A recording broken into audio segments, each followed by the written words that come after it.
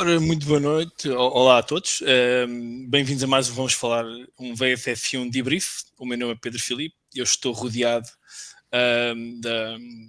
da cúpula superior do Vamos Falar de Fundo. Tenho o João Salviano, que está de regresso ao debrief. Bem-vindo, João, e o Vasco Pinheiro, que está aqui connosco também. Obrigado aos dois por se juntarem a nós. Eu quero começar por agradecer aos patrões e às patronas que ajudam a manter o podcast vivo e de boa saúde. Pode ir a patreon.com/bff1 e fazerem a vossa participação. Vai desde €1 por mês até àquilo que conseguirem colaborar. Não se esqueçam, podem também participar nas redes sociais, nos nossos grupos do WhatsApp, que vai desde Fórmula 1 a Tascos. Nós temos para todos os gostos, passando pelo wrestling, Fórmula E, WRC, WEC, etc. A Fórmula 1 teve agora teve agora 2 semanas de interregno, mas vamos entrar num triple header que vem agora a começar já este fim de semana, com o Grande Prémio de Las Vegas. Mas, antes disso, temos aqui 3 temas, não muito suculentos, mas eu acho que Fortíssimos. com os convidados que temos hoje, eu acho que isto hoje vai dar para ter aqui uma bela conversa. E vamos começar pelo tema que, até por acaso fui eu que escolhi e fui logo gozado, mas é o tema dos pneus e da limitação dos pneus para o Grande Prémio do Qatar. Uma limitação imposta pela própria Pirelli. Esta é a terceira vez desde 2023 que a Pirelli vai impor regras na utilização dos seus pneus. Começou precisamente no Qatar em 2023, o Mónaco este ano, e voltamos a ter esta imposição. A Pirelli tem sido, nos últimos anos, um dos nossos temas favoritos aqui no podcast. Temos batido na Pirelli como quem bate numa pinhata na altura do 5 de maio, como se fosse no México, mas vamos ter que continuar a bater, pelo menos eu vou continuar a bater. Mas antes disso, queria perguntar, e vou começar aqui pelo João Salviano, com quem já não fala há bastante tempo. João, cuide juris, as limitações da Pirelli em relação aos pneus, à segurança, o que é que te apraz dizer? Podes-te repetir, não há problema, nós sabemos a tua opinião. Em primeiro lugar, boa noite a todas e todos que nos seguem aqui no Vamos Falar de Fundo e também na Bola TV. Um abraço para todos. Eu acho que isto é um bocadinho de sina para a minha parte, porque em 2023 foi ao Grande Prémio do Qatar e levei com isto. Este ano volto ao Grande Prémio do Qatar e volto a levar com isto. E, portanto, vamos ter uma corrida às mijinhas, não é? 25 voltas, para, troca pneus, 25 voltas, para, troca pneus. Não há estratégia nenhuma, não é? Porque vão todos fazer o mesmo. Vão estar obrigados a isso, portanto, não sei, é o que temos, não é? É a Pirelli que temos na nossa vida, não dá para mais. Eu continuo sem entender muito bem porque é que ninguém bate o pé a isto, seja a FIA, seja a Liberty, sejam as equipas, seja a própria Pirelli, porque isto não tem nexo nenhum. Se calhar estão a testar a tal história que querem lançar as 2 paragens obrigatórias em todas as corridas. Se calhar aproveitaram aqui a deixa para fazer mais um teste a ver se a coisa finalmente resulta, porque nas primeiras 2 vezes foi um falhanço. E eu não entendo como é que estamos no final do Campeonato do Mundo 2025 com problemas de 2010, 2011. Não é? Porque parece que continua toda a gente sem perceber muito bem os pneus que se utilizam. Já sei que o Grande Prémio do Qatar tem uma particularidade, que é a questão dos corretores, são muito agressivos e que as vibrações e os pneus e as pressões e essas coisas todas. Mas isto é, como diz o João Amaral, é o pináculo do desporto motorizado e parece às vezes a Liga do Bairro de carrinhos de regulamentos, não é? E andamos nisto. Não há muito que lhe diga. Agora, num circuito em que é tradicionalmente difícil ultrapassar,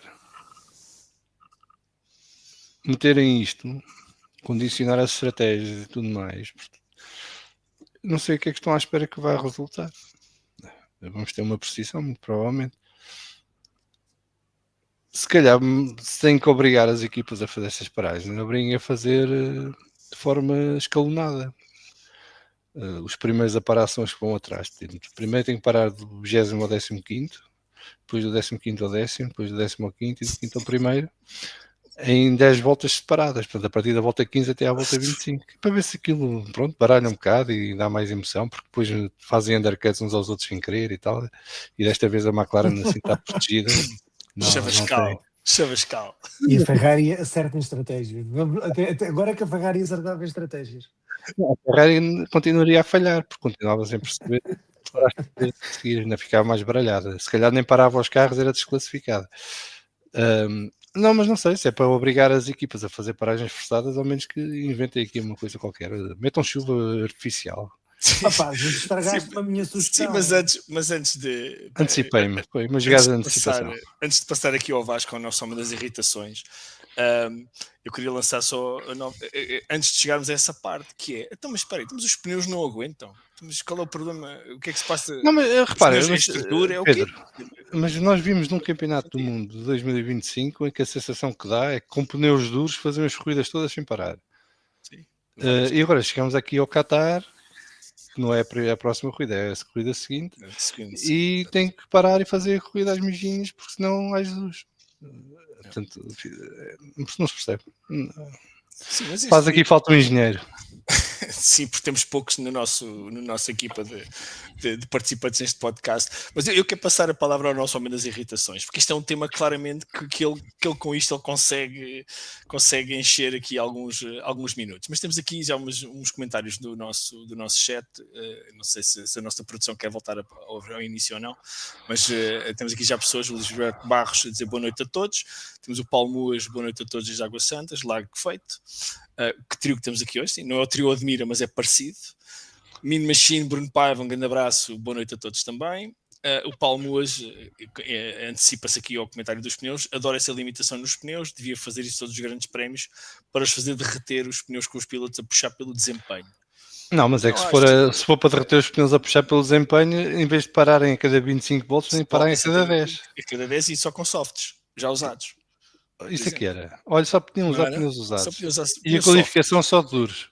Pronto. Temos aqui um desejo de boas-vindas. Diz José Correia, olha, o querido líder está de volta. Forte abraço a toda a comunidade. Obrigado a todos os que vão comentando aqui no chat.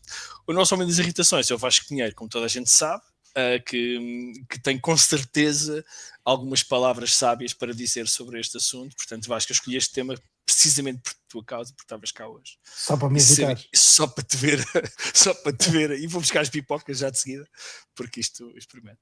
Vasco, o que é que... em primeiro lugar, boa noite. Nunca tinha sido chamado de cúpula, portanto, desde já, acho que isto ganha outra relevância por causa disso. Demorámos 4 minutos a dizer pináculo, portanto, um grande abraço, João Amaral. E... Ora bem, para tentar dizer alguma coisa diferente, eu acho que é preciso perdoar, e nós estamos a aproximar do Natal, que é uma época que nos faz a todos refletir e pensar. Existe sempre um perdão a fazer a quem quer que seja. É o primeiro ano que a Fórmula 1 está no Qatar. Não, é verdade, não é. A Fórmula 1 alerta ironia. A Fórmula 1 já é o terceiro ano que está no Qatar. Eu percebo que a Fórmula 1, quando foi em 2023, não foi o primeiro ano que foi ao Qatar, que tenha tido uma surpresa grande, que o Salviano já falou dos corretores, e que tenha sido obrigada a ter esta solução de recurso. Agora, fazer isto outra vez, parece-me não só um grande amadorismo, como uma grande incompetência, como, deixa-me lá lembrar de mais uns nomes para chamar, porque, quer dizer, acho que isto não faz qualquer sentido.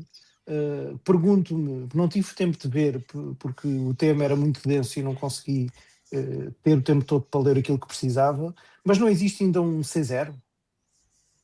Não. Estes são os mais duros. Ou havia um C6, ou vai até ao C6, ou havia um C0. Tenho a ideia de que agora só há 5. Só há 5? Então pronto. Acho que sim, não posso estar errado. Pronto. Mas quer dizer, já não consigo... perdi a conta.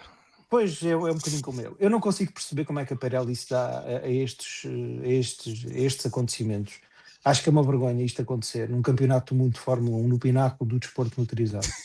E acho que, já que estamos todos sujeitos a isso, e pegando o que o Salviano dizia, porque a minha ideia era como aquilo nunca deve chover no Qatar, era mesmo... já apanhei chuva no Qatar. Está bem, mas que chovesse... E parecia Portugal a semana passada. Então pronto, nós não têm a Cláudia, mas devem ter outra coisa qualquer, não é? Mas ao menos que, olha, que pusessem uns sprinkles à volta da pista e pronto, tínhamos uma corrida no molhado, talvez fosse mais interessante. Como o Salviano já deu essa sugestão, eu propunha-me outra coisa, que era só faziam só podiam usar softs, mas o Salviano também já roubou isso. Podem fazer 3 sprints em vez de uma corrida. Pois, quer dizer, porque são 57 voltas, é 25 voltas cada pneu. Eu não sei o que é que nós vamos estar aqui a fazer nesta corrida, não é? Tu vais ao Qatar, coitado de ti, vai fazer outra coisa qualquer. Mas se lembra como é que foi a primeira vez? Foi uma valente seca. Não é? A corrida sprint até foi entretida, foi a primeira vitória do Piastri em corridas de Fórmula 1. Depois a corrida principal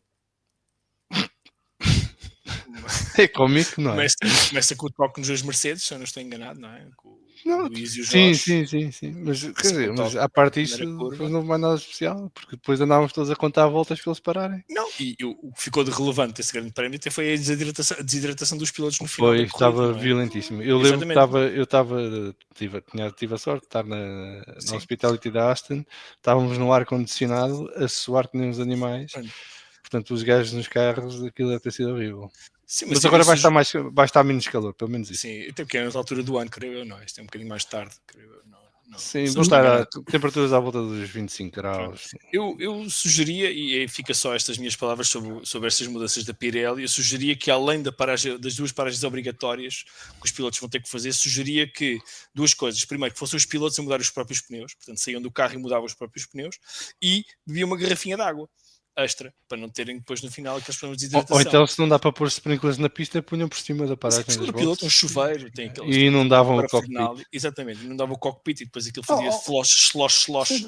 Não se lembra de uma história que soubemos há uns anos, que havia um tipo que naquelas curvas de Monza tinha um trator com um reservatório de água e molhava a pista só nesse setor. Mas eu não lembro quais eram as coisas. Chamava-se Bernie. Não, mas eu disse não me lembro, Vasco, mas lembro-me de ver imagens de Jacarepaguá no Brasil e a ver um carro-tanque dos bombeiros a molhar o público nas bancadas, porque aquilo era um calor insuportável. Pronto, arranjar 2 ou 3 desses e molhar a pista desta vez.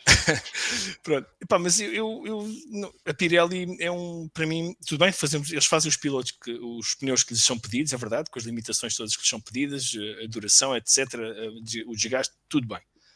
Mas, quer dizer, alegarem novamente, como alegaram em 2023, que os corretores eram muito afiados, podiam danificar as paredes dos pneus. Vêm 2 anos depois, com um problema muito semelhante. Os paredes dos pneus não aguentam a corrida toda e tal. Mas que raio? Porque é a primeira vez que lá vão. Mas que raio? Quer dizer, o Salviano estava a falar de 2010, 2011. Em 2011 foi o primeiro ano da Pirelli. Pronto, eu disse 2010, 2011 porque não lembrava qual é que tinha sido o primeiro ano. Sim, por aí. Mas é isso que é inadmissível. E sobretudo eu não consigo perceber, até mesmo em termos de um ponto de vista, vamos pôr como gestor da Pirelli, em termos de imagem da marca. Os pilotos são obrigados a fazer... Mas isto é lógico hoje em dia, é que nós estamos aqui há quase um quarto de hora a falar disto. Portanto, isto é publicidade gratuita para a Pirelli. Está bem, mas nós temos um podcast para fazer, um programa de televisão para fazer. Mas uma das coisas que também me incomoda é o lado mais ascético da Fórmula 1, que parece que agora tudo tem que ser feito de maneira que ninguém corra nenhum risco. O que a Pirelli tem que dizer olha, os pneus aqui vão estar mais frágeis, é que preciso gerir, ter cuidado e não sei o que. Depois eles que se enrasquem. Não, tem que parar e pôr pneus novos, porque senão é Jesus. Isso que nos dias de hoje, como é óbvio, é impossível de acontecer. Portanto, sim, mas não é impossível, é uma questão de vontade e de assumirem que são realmente, eu vou fazer linha, que são o pináculo. É assim, se estivéssemos a falar de pneus para consumo das pessoas no dia a dia, na estrada, ok, completamente de acordo, retirem-se os pneus de circulação enquanto soluções. Isto é a Fórmula 1, não é? Estes gajos supostamente são os melhores do mundo em tudo e um par de meias. Portanto, a Pirelli só tem que lhes dar os dados e informá-los e eles que encontrem soluções. Não é a Pirelli editar quantas voltas é que fazem ou deixam de fazer. Nós estamos a falar ainda para mais, desculpa Pedro, ainda para mais estamos a falar de uma empresa que nos dá aquelas previsões das corridas que não acertam uma. Das estratégias. Pois sim. Não. Pois não. Portanto, qual é a fiabilidade desta previsão de que os pneus só aguentam 25 voltas? Sim, nós estamos a falar, e só para terminar, vamos arrumar o assunto Pirelli aqui. Nós estamos a falar de pilotos que, se lhes disseres que se tirares os cintos de segurança e o capacete, que eles ganham meio segundo, eles tiram os cintos de segurança e o capacete. Portanto, isto dos pneus é como o João Salviano acabou de dizer, e eu concordo totalmente. Deem aos pilotos e às equipes assim: os pneus estão aqui. Estes duram estas voltas, estes duram aquelas e os outros duram as outras. Ao fim deste tempo, cuidado, porque a estrutura do pneu pode ficar em causa. A partir daqui é com vocês. São todos meninos crescidos. Andam nisto há muitos anos. Façam a gestão. Andem a 10 a hora. Os gajos têm sensores em tudo. Em todo lado. Aquilo tem sensores em tudo. Portanto, eles conseguem perceber quando é muito raro que eles não sejam apanhados desprevenidos. É um não assunto. Acho eu, um não assunto, ou melhor, é um assunto, mas é um assunto que já não devia ser assunto para nós estarmos aqui a falar. Mas como eu gosto de bater na Pirelli, temos cá o Vasco. Hoje eu achei que era interessante ver estas atuardas contra a Pirelli, que é uma marca que eu cada vez... Não, mas eu só quero deixar aqui marcado, e bem vincado, que há 2 ou 3 semanas atrás vieram com a história de vamos pôr 2 paragens obrigatórias nas corridas todas. Sim, e agora, de repente, do nada, aparece... Há um motivo, sim. Vamos ver. Eu espero que não. Tu achas que isto é uma conspiração? Não acho. Estou a deixar no ar 2 factos separados. Cada um agora faz as contas. Cada um agora liga os pontos. Explica-me como é que a Pirelli, a 17 de novembro, é que percebeu que a partir do dia 28 de novembro ia ter um problema, quando sabia há mais de um ano que vinha este grande prémio com estes pneus. Já estão no Qatar. Os pneus já lá estão. Quase certeza. Estão a chegar. Como é que a 11 dias do grande prémio é que percebem que vão ter um problema? Andaram a dormir o resto do tempo todo? Pois. Bem, não sei. Mas não é conspiração nenhuma, nem teoria nenhuma. Vou deixar 2 factos isolados e, portanto... Vamos deixar as pessoas juntarem os pontos e tirar as conclusões que quiserem. Exatamente. Mais vale isto que as teorias do Piastri. Sim, já lá vamos, precisamente, porque estamos a falar de coisas recaustadas. Estava a dar o segue. Estamos a falar de coisas recaustadas, então vamos falar de um piloto que precisa sequer de uma recaustagem grande. Mas antes disso, temos aí dois comentários para terminar esta leva do Juliano. Boa noite a todos. Inexplicável, um contrato de milhões e Pirelli não consegue ser competente. Bom, acho que as culpas podem ser repartidas. E o Carlos Sá, 27, boa noite, um grande abraço e boa semana para todos. Obrigado, Carlos, para ti também. Vamos entrar então no segundo assunto da noite, no segundo tema, que é o Piastri e tudo o que o rodeia, desde que no Azerbaijão resolveu fazer um crash test ao McLaren, e desde aí tem vindo a ter resultados menos que sofríveis, e culminou com a perda da liderança do Campeonato do Mundo para o Lando Norris, para a sua companhia de equipa, e até com a perda com um ganho de vantagem por parte de Lando Norris em relação ao piloto australiano. Muito já se... Temos aqui, eu penso que será o Luís Tiago Martins, não sei. Boas amigos, contratem a Mabor que os Tugas resolvem o assunto. A Mabor ou a Camac, também havia a Camac. Eu agora, em vez de começar pelo João Salviano, vou perguntar ao Vasco se isto que se tem dito e escrito sobre o Piastri, sobre a quebra mental, a utilização de estratégias diferentes na afinação do carro por parte do australiano, será que isto explica tudo ou como estávamos a falar agora, alguma teoria, alguma conspiração que queiras mencionar sobre esta situação do Piastri? Bom, citando João Salviano, eu vou apenas citar factos. Longe de mim querer fazer teorias da conspiração. Quer dizer, mal de nós era se não pudéssemos citar factos. Verdade. Exatamente. Depois as pessoas que tirem as conclusões que entendem, não é? Isto parece tudo muito estranho, é o que eu tenho a dizer. Acho que um piloto que demonstrou uma superioridade não só na pista, mas como mental durante este ano, de repente ter assim um amok, e eu acho que a palavra amok é pouco usada. Pouco usada. Anos 80, devolve umas palavras. Exatamente. E quer dizer, o melhor resultado que ele consegue fazer é um quarto lugar. É estranho. É estranho e acho que sobretudo é preciso olhar um bocadinho também para aquela tentativa que ele fez de ultrapassagem em São Paulo, que eu acho que é uma tentativa já muito desesperada. Ou seja, independentemente da pista poder estar em condições que não eram longe, estavam longe de ser as ideais, que todas as variáveis que podem condicionar aquela ultrapassagem ter corrido mal. Aquela tentativa de ultrapassagem ter corrido mal. O que é facto é que demonstra que ele quis arriscar. Ele quis arriscar e quis efetivamente fazer ali uma jogada que não saiu bem, não é? Mas que demonstrou que ele quer ganhar e que, sobretudo, acha que tem condições para o fazer. Portanto, parece-me que acho que é muito estranho um piloto de repente ter um abaixamento de forma assim. Pode acontecer, claro que pode acontecer, pode ser azar, mas acho que o Piastri tem tido aqui um conjunto de circunstâncias que resultaram nisto. Eu acho que ele neste momento tem condições para ganhar o campeonato. Começa a achar que não. Porque hoje ao jantar perguntava ao meu agregado familiar, sim, porque eu preparo estas coisas ao jantar, qual é que era a opinião sobre este assunto e foi-me dito muito claramente que há jogo de equipa, que toda uma conspiração que eu não vou aqui dizer. Vou deixar para vocês, para os nossos espectadores e ouvintes ligarem pontos. Agora, parece-me que isto está a ser mal gerido pela McLaren. E acho que a McLaren só tem a perder ao estar, se calhar, a fazer estes jogos de as regras da papaya Eu acho piada quando as regras da papaya favoreciam o Piastri e ninguém se queixava. E não havia teorias nenhumas, nem favorecimentos de ninguém. E a questão acho giro. É um facto. É outro facto. Estou a acrescentar à conversa. Claro que sim.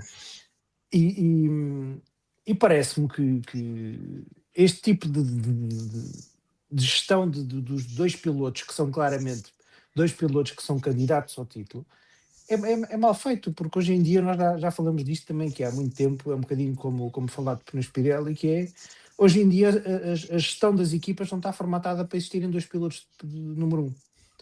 O último exemplo disto que tivemos foi o Rosberg e o Hamilton, e agora temos este exemplo, não é? Claramente não está, e não é de agora. Esta gestão de pilotos está a ser mal feita desde há muito tempo.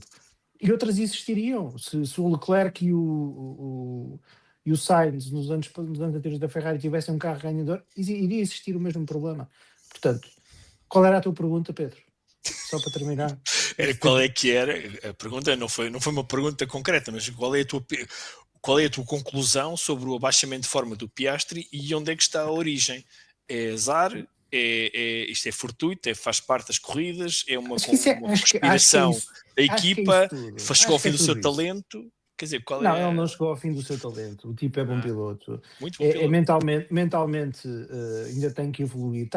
Não nos podemos esquecer de ele estar apenas no terceiro ano de Fórmula 1. E resumindo, não sei. Acho que é tudo isto junto. E acho que pode ser conspiração, pode ser um azar tremendo, ou pode não ser nada disto, ou ser tudo junto. Não sei. Pronto, então agora que o Vasco nos deu esta bela introdução do tema do Oscar Piastri, temos aqui o João Salviano, que é conhecido, que vai falar a sério e que já está a afiar as facas ali debaixo do ecrã, para nos dizer, porque o João foi sempre uma voz também muito alta neste podcast e mesmo nos nossos grupos do WhatsApp em relação ao Piastri, toda a idolatria que havia do Piastri, e o João foi sempre aquele tipo que chegava com o balde de água fria e que nos atirava para cima para nós nos acalmarmos um bocadinho. A pergunta para ti, João, é a mesma, o que é que tu achas? Olha, eu acho o Piastri ou é não, eu acho que há aqui várias coisas que justificam o abaixamento de forma do Oscar. Em primeiro lugar, o McLaren já não tem a vantagem que tinha sobre a concorrência. Se até à pausa de verão os McLaren tinham 2-3 décimas no bolso para os carros mais mais perto de si, que eram os Red Bull ou os Mercedes. Hoje em dia isso desapareceu e em alguns circuitos a Red Bull, a Mercedes e às vezes até a própria Ferrari conseguem estar ao ritmo dos McLaren. O que é que isso significa? Significa que os McLaren, para fazerem pole positions ou primeiras linhas e para ganharem corridas, têm que fazer corridas perto da perfeição. Portanto, já não há margem de erro como havia antes da pausa de verão. Acho que Zandvoort foi um ponto de viragem para este campeonato. Porque o Norris abandona quando está em segundo lugar. Porque reparem, se não fosse Zandvoort, o Norris já tinha 36 pontos de avanço. Portanto, podia fechar já o campeonato este fim de semana. E Zandvoort foi um ponto de viragem no sentido em que foi o grito do Ipiranga do Norris, não é? Porque ele ali sai dos Países Baixos, distante do colega de equipa, com um abandono que não teve culpa nenhuma, numa situação em que o segundo lugar estava mais do que garantido. E isso fez-lo recentrar-se e focar-se e tirar mais performance a partir daí nos fins de semana. E isso viu-se logo em Monza. Depois houve o incidente de Monza, das regras papaya. Tudo aquilo foi uma parvoíce da parte da McLaren. Porque a McLaren, mais uma vez, passa para cima dos pilotos o ónus da decisão. Neste caso, pedindo ao Norris se deixava parar o Piastri primeiro para cobrir um hipotético undercut do Leclerc, que nunca iria acontecer. O Piastri para primeiro, protege o undercut, acaba de fazer undercut ao colega de equipa, porque o colega de equipa, quando para a equipa, comete um erro na paragem das boxes e o Norris acaba por perder mais tempo, e depois pede ao Piastri para devolver a posição. E aqui começam as teorias da conspiração que andam para aí a circular, não é? Porque toda a gente se esqueceu do Grande Prémio da Hungria 2024, em que aconteceu ao contrário, e o Norris teve que devolver a posição ao Piastri quando estava em primeiro lugar, e numa altura em que o Piastri não lutava por rigorosamente coisa nenhuma, e o Norris estava na luta pelo campeonato do mundo com o Max Verstappen. E portanto, nessa altura não ouvi tantas virgens ofendidas nem com teorias da conspiração sobre o McLaren. O próprio Oscar hoje ou ontem veio dizer que desde Monza que isso lhe pesa na consciência, não no sentido de se sentir culpado, mas no sentido de que isso lhe causa alguma apreensão e algum desconforto da situação que foi criada em Monza. Que foi criada aos dois, não foi só criada ao Oscar, foi também criada ao Lando. O Lando acaba por ser beneficiado, mas estamos a falar de uma corrida em que o Oscar não tinha nada que acabar à frente do Lando. Portanto, quer dizer, eu acho que também tem que haver aqui alguma racionalidade e alguma frieza a analisar as coisas. Estamos a falar de um fim de semana em que o Lando esteve sempre melhor do que o Oscar, esteve sempre à frente do Oscar durante a corrida, e por uma infelicidade na paragem das boxes, por culpa da equipa, perde a posição para o companheiro.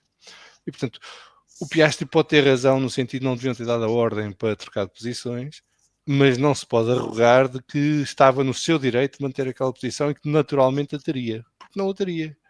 E, portanto, e as regras papaya foram acordadas com os pilotos e, portanto, eles assinaram os dois as regras papaya. Não há vitimizações possíveis a partir daí. Portanto, se eles aceitaram as regras e as regras foram impostas e foram implementadas, tudo bem. O que é que eu acho que está a acontecer? O Oscar sai de Monza fragilizado pela situação. É normal, é miúdo, está a crescer. Isto de ganhar campeonatos de Fórmula Júnior não é a mesma coisa que estar na luta por um campeonato de Fórmula 1. A exposição mediática é muito maior, a pressão é muito maior. Há mais intervenientes nestas discussões e nestas lutas. E ele está a aprender, não é? À medida que o tempo passa e em que se encontra nesta situação. Porque há um ano atrás a McLaren estava a começar a ter um carro dominante. Hoje, este ano, teve o carro dominante, ponto. E perderam muitos pontos na primeira fase, na primeira metade do campeonato. Corridas que a McLaren devia ter ganho com dobradinha e em que andou a distribuir pontos a outras equipas e deixar que outros pilotos ganhassem corridas. E, portanto, o que é que nós estamos agora a ver? Uma situação em que o Lando está focado, concentrado, a tirar o máximo de performance do McLaren, resolveu as suas inseguranças, os seus problemas pessoais que o atormentam, adaptou-se finalmente ao carro e consegue extrair o máximo dele. E o Oscar, que não está tão confiante, num carro que já não tem a vantagem que tinha, a ver-se rodeado por lobos como Verstappen, Russell, os próprios Ferrari, volta e meia, que não perdoam, não é? E cheiram sangue e atacam. Porque se nós formos a ver o que é que tem corrido mal ao Piastri, tem sido as qualificações. Não é tanta corrida em si. Porque depois na corrida ele está condicionado, porque ele sai lá atrás. E não é fácil ultrapassar. O McLaren não tem velocidade de ponta para ultrapassar mesmo quando é RS em vários circuitos. Portanto, é muito complicado partir de 5º, 6º, 7º lugar e recuperar até chegar a segundo, quando o colega de equipa faz pole position no segundo lugar e está lá na frente e tem ar limpo e faz a sua corrida descansadinho. Mas também nas vezes em que os vimos perto um do outro, o Oscar não tinha ritmo para acompanhar o Lando. Brasil, por exemplo. E não estamos a falar de não tinha ritmo no sentido, isto é sabotagem completa e pura, porque vê-se que o gajo tem menos de 50 cavalos. Não, o gajo perdia uma décima aqui, uma décima lá, são coisas normais. O que é que isso normalmente deriva? Da falta de confiança do piloto que está a perder esse tempo.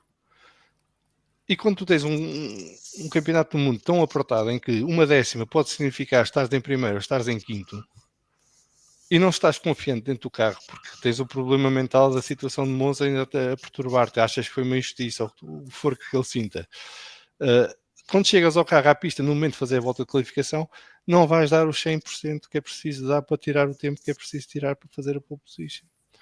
E essa uma décima ou 2 décimas que ele perde ao longo da volta por causa de não ter essa confiança, significa que em vez de partir em primeiro ou segundo vai partir de 5º, 6º, 7º. E é muito isto. Agora, querem inventar teorias da conspiração e que a McLaren não sei o quê. Qual é o objetivo? O que é que a McLaren tem a ganhar para favorecer um piloto contra o outro numa altura em que ainda por cima tinha o Max Verstappen a morder-lhes os calcanhares? Sério? O que é que a McLaren tinha a ganhar? Nada. Acho que se olharmos racionalmente e friamente para o que tem acontecido, não se encontra nenhum motivo para acreditar que a McLaren estivesse a favorecer um a prejudicar o outro,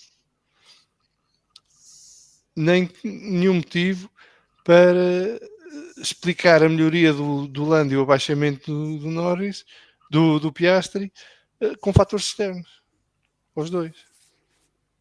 Acho que o Oscar teve uma primeira metade do campeonato em pico de forma excelente, o Lando está a ter uma segunda metade do campeonato em pico de forma excelente.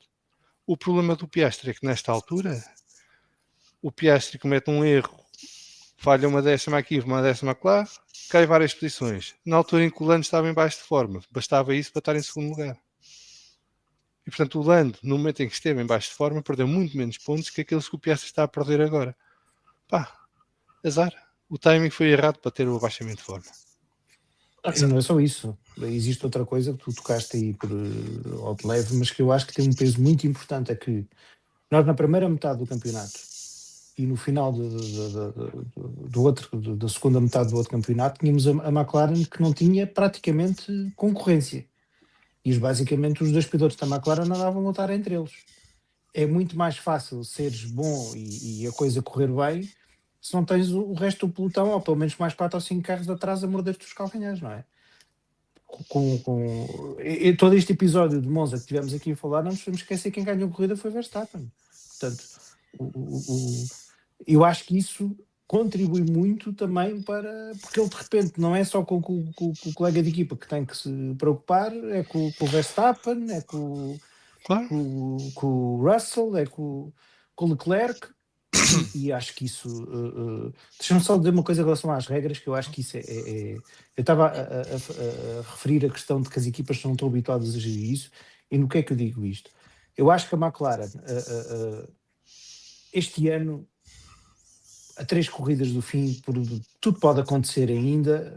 O Verstappen até ainda pode em teoria ter alguma coisa a dizer, mas na prática é muito difícil que isso aconteça, não é? Sim. Não sei, basta 3 DNF de McLaren e está resolvido. Mas eu acho que a McLaren, sobretudo, tem que garantir uma coisa, que é que um dos seus pilotos ganhe o campeonato. Para não acontecer coisas como já vimos acontecer no passado. E quando 2007. Eu digo que as equipes... Eu estava ainda a ir para os anos 80. Esses são mais giros. Não, mas 2007 as razões são muito diferentes, não tem nada a ver com isso. Mas o ponto que o Vasco está a querer dizer é que é uma equipa que praticamente dominou e depois perdeu. Exatamente.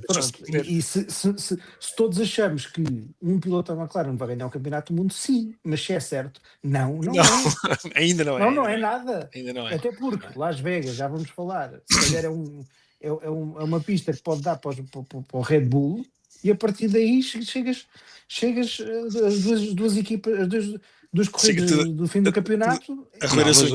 O Max precisa de ganhar Las Vegas e que os McLaren não acabem no pódio. Claro que sim. Mas é impossível de acontecer. Não basta uma tentativa de ultrapassagem, basta o Oscar fazer aquilo que fez no Brasil, que é tentar, aquilo para mim é um incidente de corrida, atenção, tentar uma ultrapassagem porque é necessário e olha, e ficam lá os dois, ou ficam 3 ou 4. Neste momento, o sorriso do Vasco. O sorriso do Vasco. Para quem nos ouve não percebe. O sorriso do Vasco vale a pena ir ao YouTube. Não, porque repara uma coisa, se olharmos, à luz do que tu estás a dizer, se olharmos para a manobra da tentativa de ultrapassagem do Piastri em São Paulo, é exatamente isso. Eu não tenho nada a perder. Mas eu, se fosse um chefe... Por acaso, eu interpretei aquilo como de outra maneira. Não foi que eu acho que ele viu ali a única oportunidade que teria de passar o Antonelli. Claro, e fez ela, não é? Mas voltando...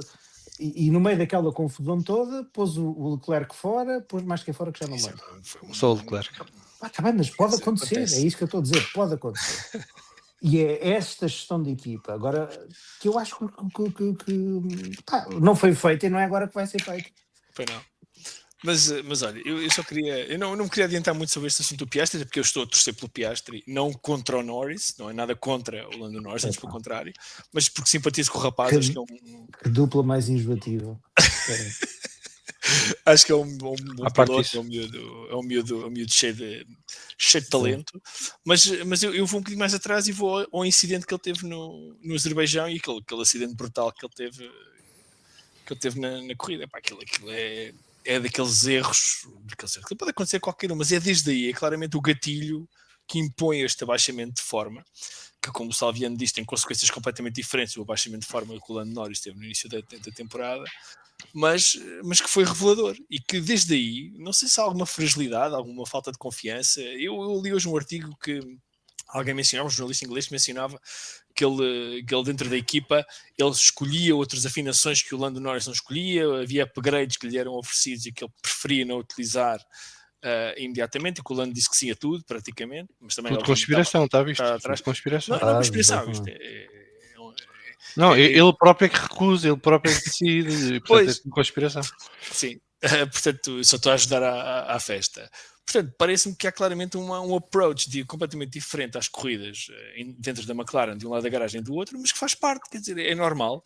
E mas isto acontece em todas as equipes. Exatamente, estamos perante uma situação que para mim é perfeitamente normal, preferia que fosse o contrário, que tivesse o Oscar à frente, mas o que é certo é que temos um campeonato disputado na mesma. E temos ali, não se esqueça do Joker, que é o puto belga, que faz uma corrida brilhante no Brasil e que acaba no pódio. Portanto, a 10 segundos da vitória. A 10 segundos da vitória. Do último. Aquele gajo, Man or Machine, eu não tenho a certeza. Não, acho que a ciência ainda vai determinar que tipo de animal é aquilo. Mas sim, mas olha, finalizando este assunto do Piastri, o que é certo é que temos um final de campeonato extremamente disputado. Eu sinceramente estou já não é daqueles campeonatos que a 5 corridas do fim, ou 6 ou 7 já estávamos todos refastelados. E atenção, nós fizemos o funeral ao Norris. Eu fiz o funeral ao Norris muito cedo este ano. E tenho que fazer um meia-culpa. Tenho que fazer aqui um ato de contrição, porque realmente foi demasiado precipitado. E que ele realmente está a pôr os pontos nos is e está a dizer, não, eu também quero lutar por isto e tenho talento e quero lá chegar. Portanto, acho que as estrelas estão alinhadas para termos agora 3 belos corridas no final. Há uma coisa que me está a irritar. Há uma coisa que me está a irritar. E eu acho que Piastri um piloto fantástico com um potencial enorme. Mas esta mania que as pessoas têm de construir mitos à volta dos tipos irrita-me. E o que se fez ao Piastri este ano é uma estupidez. O endeusamento que se fez ao miúdo ao longo dos primeiros 9 meses do campeonato, ou 8 meses do campeonato, ou lá o que é. para depois o miúdo estar sob esta pressão horrível, no momento em que as coisas saem mal e até ver não está a conseguir dar a volta ao assunto e já só tem mais 2 oportunidades para o fazer, porque ou se safa aqui em Las Vegas, ou então tem que ganhar sprint e corrida no Qatar para ter hipótese de chegar a Abu Dhabi e lutar pelo campeonato. Eu acho que as pessoas também têm que ganhar alguma noção, não é? Eu já não me lembro, mas a última vez que fizeram um endeusamento assim tão grande a alguém foi com o Luís. Mas o Luís no primeiro ano estava na luta pelo campeonato. E vem de Inglaterra e tinha os mídia todos a puxar por ele e a empurrá-lo. E portanto os ingleses embarcaram logo na cantiga. Agora, aqui não há nenhuma razão para este endeusamento. Vamos a ver os dados estatísticos dos 2 pilotos, do Lando e do Oscar, ao longo dos últimos 12 meses, e são iguais. Portanto, não há uma diferença abismal entre um e outro. É completamente marginal. É completamente marginal. E depois a teoria, mas o Piastri só chegou agora.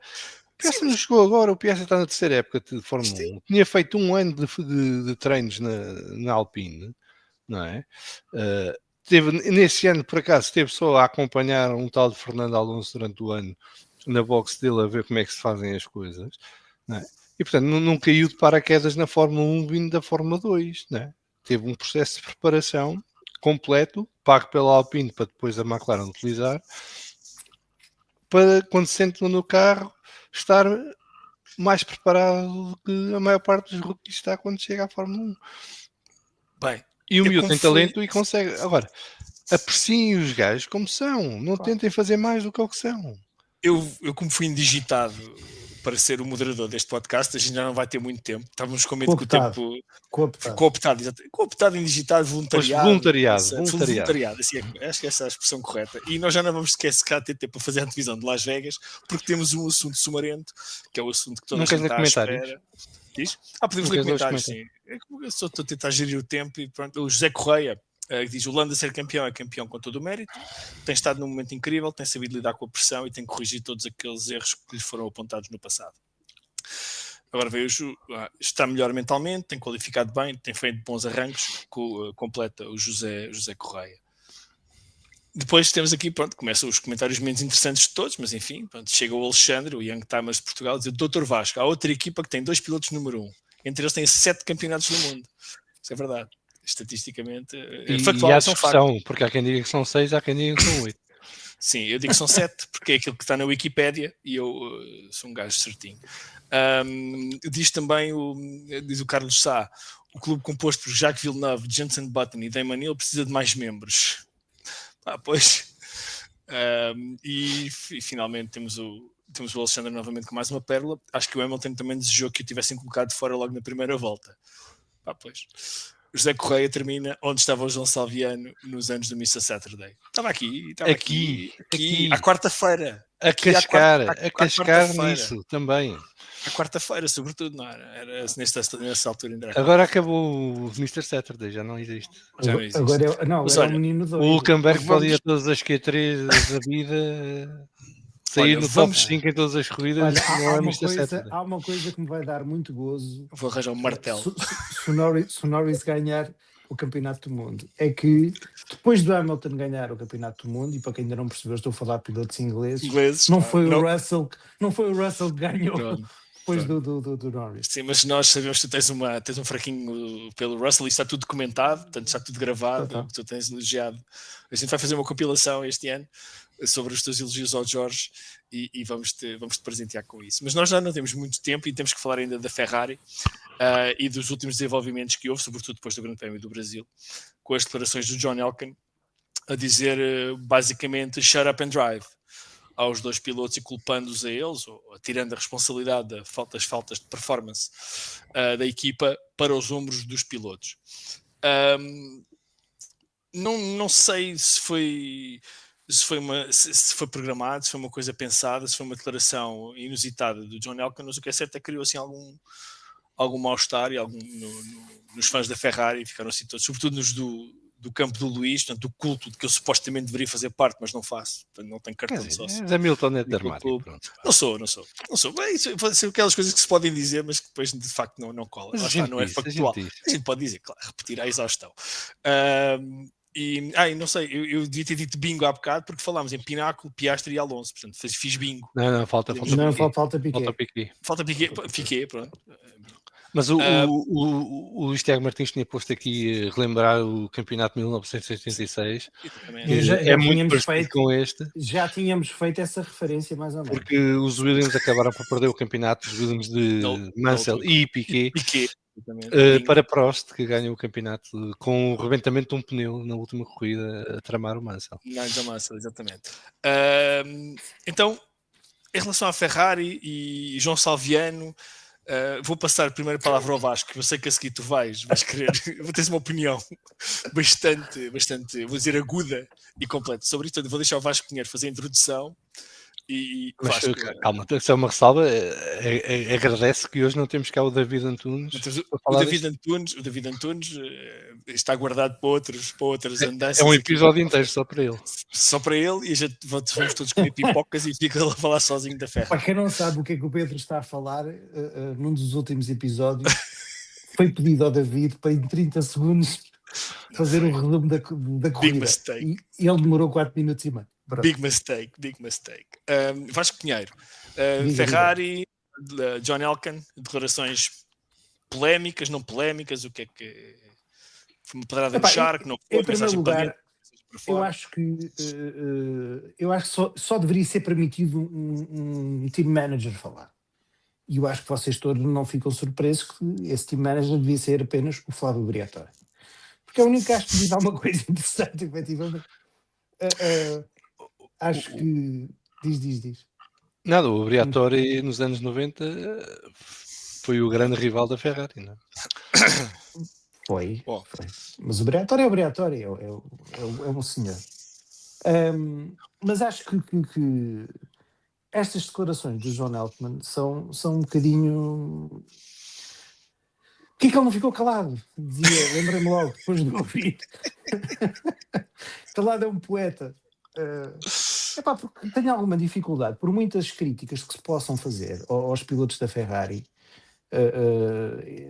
em vários momentos, e por muitas críticas que se possam fazer, Pedro, desculpa, ao Lewis Hamilton por não ter andado grande parte deste ano ao nível do Leclerc, eu acho que há algumas coisas que é preciso lembrar. Primeiro, o carro é um chasso. Se o carro é um chasso, não me venham com cenas, aquilo não vai andar. O carro é pior que um chasso, ok? Porque os gajos inventaram um sistema de recuperação de energia na travagem que os obriga a travar 50 metros mais cedo toda a gente para aquilo funcionar. Mas é por isso que tu estás aqui, é para dizer essas coisas que, como é óbvio, nem eu acho que isto é fantástico. Fantástico. Vamos criar aqui um sistema de recuperação de energia nos travões, nos vai dar aqui uma vantagem de graça nas corridas e depois travam 50 metros mais cedo toda a gente. Isso é Ferrari, e essa é Ferrari. Que é inventar cenas. Mas eu acho que devemos ilustrar estes momentos de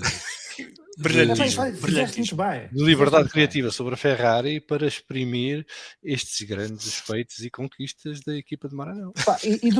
E depois fazer este comentário depois de um fim de semana em que, e até em preparação para este ao jantar. Foi mesmo antes de jantar, porque ao jantar não posso estar a ver coisas no telefone, nem no computador. Ao jantar só falam de conspirações, não falam mais nada. Exato. Pelo menos uma parte da mesa. Nem foi mal de tudo. Neste sentido, na qualificação sprint, a coisa não foi grande espingarda, ficaram em oitavo e em 11º, mas depois ficaram em 5º e 7º, não está mal, tendo em conta o panorama que estava. Na qualificação à série, o Lewis ficou na Q2, mas o Leclerc ficou em 3º lugar. E depois, os dois têm, sim senhora, o Hamilton tem aquela azelice fez com que não acabasse a corrida. Está bem, mas acontece. O Sainz em cima da primeira curva. Está bem, mas depois... Tem nome, podes dizer, eu sei que tu gostas de Sainz, não precisas esconder. Não, eu estou a dizer quando teve aquela questão com a asa, que bateu no carro. Cola Pinto. Exatamente, no Cola Pinto. O Leclerc foi um passageiro, não é? Foi posto fora. Sem culpa nenhuma. Portanto, parece-me que o Sr. Altman ter vindo dizer isto depois desta corrida, não consigo perceber. Portanto, não acho que ele lá tinha sido um poeta. Agora, que a Ferrari ela sim deveria, isto não devia ter sido dito aos pilotos, devia se calhar ter dito, para já era uma mensagem interna a dizer a quem desenhou o carro, a quem inventou este esquema de recuperação de energia, como o Salviano disse. Portanto, tenho muita dificuldade em perceber estas mensagens, até porque vamos ser práticos. O que é que o Leclerc e o Hamilton, dois pilotos, que o Hamilton tem 7 campeonatos e que ganha o dinheiro que ganha. O Leclerc não tem um campeonato, mas que não tem nada a provar. Ganha Ganha o dinheiro que ganha e que, sobretudo, é rápido como tudo. Eles vão ouvir isto e vão fazer o quê? Por amor de Deus, pá. Não consigo perceber este tipo de declarações e agora passo só ao Viano, com certeza. Sim, vou passar a bola ao João, porque o João vai ocupar os últimos 8 minutos que temos deste podcast a dirimir argumentos. Força, João. Força, João. João, força, és capaz. Ainda bem que tu bates bem. Muito obrigado pela confiança e pelo apoio. Eu encurtei o meu tempo, que é para tu falares. Vou começar por aqui. O Elkann fez o dinheiro à moda antiga, não é? E herdou. O que se chama um talento, conhecimento, experiência, não é coisa que lhe assista. Portanto, ele não tem um trajeto individual de grande experiência e acumen de negócios. Eu acho que o Elkann, já agora fez-me lembrar aqueles gajos que compram clubes de futebol e depois à primeira derrota querem despedir toda a gente. Eu acho que o Elkann acordou para a vida e percebeu que há coisa de 24 meses atrás, ou 22 meses atrás, cometeu um erro. Apostou as fichas todas no cavalo errado. E o cavalo errado não tem culpa nenhuma, porque a culpa não é do Lewis, a culpa é de quem acha que se constrói uma casa pelo telhado. O primeiro passo que a Ferrari tinha que dar naquela altura era fortalecer a sua estrutura técnica, equipá-la com as melhores pessoas possíveis e recrutar as outras equipas quem tivesse a recrutar. E pasme-se, Adrian Newey estava disponível no mercado. E o Sr. Elkann achou que o que faltava à Ferrari era Lewis Hamilton. Ora, o Lewis Hamilton não deixa de ser o Lewis Hamilton porque o pomos no triciclo. Mas é óbvio que o triciclo não vai ganhar corridas. Não é? Se quisermos pôr isto numa analogia que o Sr. Elkann possa perceber, um Fiat Uno não bate um McLaren, ou um Red Bull ou um Mercedes. Tem que ser um carro ao mesmo nível. E portanto, eu acho que o Sr. Elkann percebeu a cagada que fez. E depois, como herdou o dinheiro à moda antiga, a única maneira que tem de exprimir esta assunção de culpa pessoal é pôr as culpas no gajo que contratou por 100 milhões ao ano. Porque o recado não era para o Leclerc. Okay? Porque quem tem andado na comunicação social a falar da equipa e da situação da equipa e do carro é o Lewis. E portanto nem sequer é homenzinho, não tem um par de tomates, peço desculpa aos senhores da Bola TV, que o façam pelo menos dizer o nome da pessoa a quem se dirige. Não, é de forma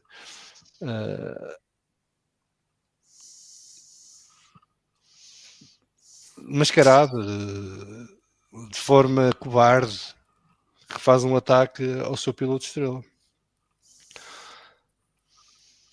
E portanto, o que é que isto me faz crer? Que estamos a 3 meses do novo regulamento e aquela casa não tem orientação nenhuma. Não tem. Porque este senhor quer pode e manda lá dentro, faz o que quer. Não é? Foi buscar a vassoura porque lhe apeteceu, segura a vassoura porque lhe apetece, vai buscar o Lewis porque lhe apetece.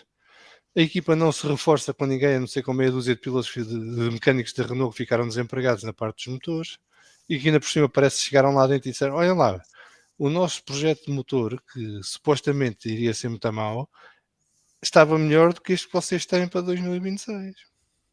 E portanto, aquilo, as campainhas de alarme devem estar a soar em todo lado em Maranello. E ainda por cima, nem sequer há uma bandeira à porta, sem ser a do EC, para dar uma alegria ao povo. E portanto, eu acho que aquilo tem tudo para correr lindamente a partir do próximo ano. Se o Sr. Elkann quer resolver as coisas e começar a pôr a equipa no rumo correto, só tem um caminho, é ir-se embora e deixar quem sabe o que está a fazer trabalhar.